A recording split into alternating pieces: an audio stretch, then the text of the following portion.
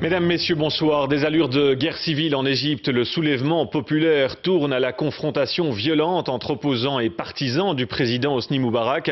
Des heurts auraient fait des centaines de blessés aujourd'hui. La situation est plus que jamais confuse. Ce soir, l'armée a tiré des coups de semonce pour tenter de rétablir le calme. Le point avec Christophe Giltet. Une véritable bataille urbaine. D'un côté, des partisans du président Moubarak, appuyés semble-t-il par des policiers en civil. De l'autre, les milliers de manifestants qui occupent la place Tahrir depuis plusieurs jours. Difficile de reconstituer le film de l'action. Des partisans du président se seraient infiltrés sur la place à dos de dromadaires et de chevaux, affrontant les opposants à coups de barres de fer et de matraques.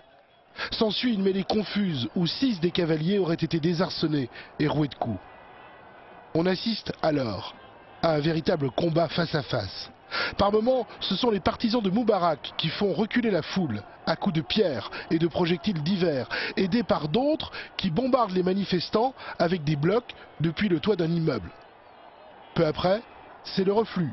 Les partisans du président prennent la fuite et courent se mettre à l'abri derrière un mur de camions.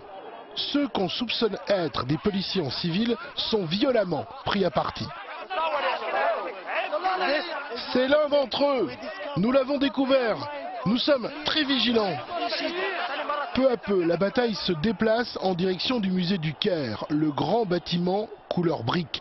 Des cocktails Molotov auraient atterri à l'intérieur de la cour, vite éteints par les militaires. L'armée assure la protection de ce haut lieu du patrimoine égyptien, mais n'intervient pas dans l'affrontement et laisse les deux camps face à face, en dépit des appels à l'aide lancés par les opposants. Moubarak, va au diable, tu as détruit ce pays, va au diable. Ce soir, le bilan serait de plus de 500 blessés. La nuit est tombée sur la capitale. Un semblant de calme est revenu place Tahrir. Mais l'opposition a déjà appelé à une nouvelle manifestation géante pour vendredi.